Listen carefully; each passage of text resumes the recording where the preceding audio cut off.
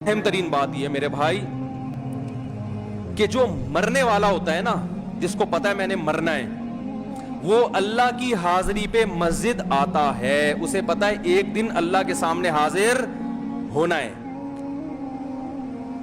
ایک دن ایسا آنے والا ہے بہرحال اللہ کے سامنے سب نے حاضر ہونا ہے۔ تو اس حاضری سے پہلے جب اللہ بلائے مجھے اپنے پاس حاضر ہونے کے لیے تو ہمیں اللہ کے سامنے حاضر ہونا ہے۔ اللہ کتنے ٹائم بلاتا ہے؟ بولو بھائی، 5 ٹائم۔ تو قرآن میں اللہ نے فرمایا ہے کہ تم جہاں بھی چلے جاؤ آنا میرے پاس۔ وَلَقَدْ جِئْتُمُونَا فُرَادًا۔ جب ہم اللہ کے سامنے حاضر ہوں گے نا تو اللہ کے، اور حدیث میں آتا ہے ہر شخص اللہ کے سامنے ایسے حاضر ہوگا کہ لَيْسَ بَيْنَهُ وَبَيْنَ اللَّهِ ترجمان، کہ اس کے اور اللہ کے درمیان کوئی تیسرا نہیں ہوگا۔ 1 بائی 1 ہر شخص کو اللہ کے سامنے، بولو بھائی، کھڑے ہونا ہے، اور یہ گن پوائنٹ پہ کھڑا کیا جائے گا۔ یہ ہمارے اور آپ کے اختیار میں نہیں ہے کہ اس میں نو کا آپشن نہیں ہے۔ تو یہ حاضری تو کافر کی بھی ہوگی، مسلمان کی بھی ہوگی۔ اس حاضری سے پہلے اللہ نے ایک آپشنل حاضری رکھی ہے کہ میرے سامنے حاضر ہو جاؤ دن میں 5 مرتبہ۔ اس میں تمہیں اختیار ہے کہ اپنی خوشی سے آنا چاہو تو آ بھی سکتے ہو، نہیں آنا چاہو تو بولو بھائی نہیں آؤ۔ تو جو عقل مند لوگ ہیں اس دن کی شرمندگی سے بچنے کے لیے جب اللہ ان کو بلاتا ہے وہ حاضری دیتے ہیں۔ بہت خوش قسمت لوگ ہیں۔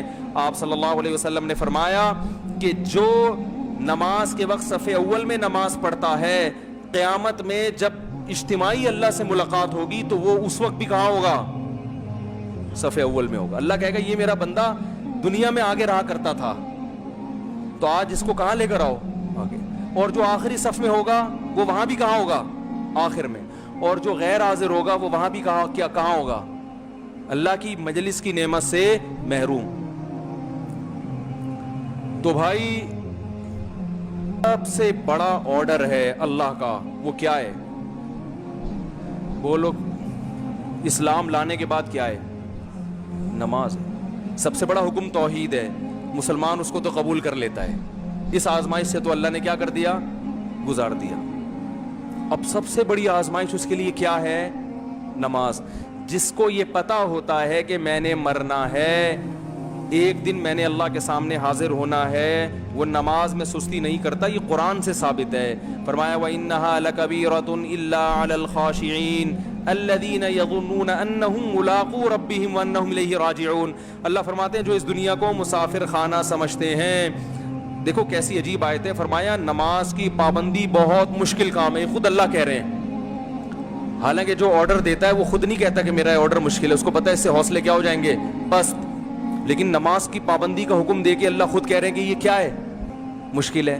لیکن اللہ فرماتے ہیں ان لوگوں پر مشکل نہیں ہے جن کو یہ تصور ہر وقت رہتا ہے کہ یہ دنیا مسافر خانہ ہے اور ایک دن ہم نے اللہ کے سامنے حاضری دینی۔ جس کو یہ تصور ہے اس کے لیے مزیدار کام بن جائے گا۔ بھائی ابھی جتنا حاضر ہو سکتے ہو تو، تاکہ اس وقت جب اللہ سے ملاقات ہوگی تو شرمندگی نہیں ہوگی، خوشی خوشی ملاقات ہوگی۔ اے اللہ اس وقت تو نظر نہیں آتا تھا، پھر ہم آئے، آج تو نظر آ رہا ہے۔ اللہ ہمیں پابند بنائے۔